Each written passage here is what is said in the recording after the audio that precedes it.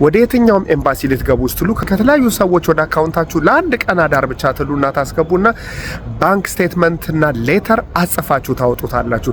ይሄ ዳይሬክትሊ ቪዛችሁን ከሚያስከለክሉ ጉዳዮች ውስጥ አንደኛው ነው።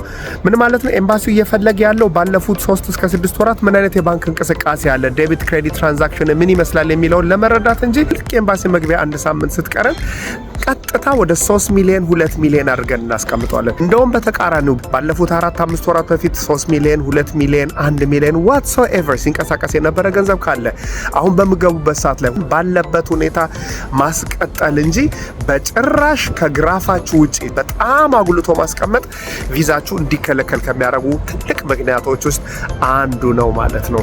ወደ የትኛውም ኤምባሲ ከመግባቱ በፊት የሚያስፈልገውትን ሙሉ መረጃ ከኛ ማግኘት ይችላሉ። በስልካችን በመደወል ወይም ደግሞ በቢሮአችን በመገኘት ቀጠሮ መያዝ ትችላላችሁ። ዊሊ ፍሮም ዊሊ ኢትዮጵያ። መልካም ቀን።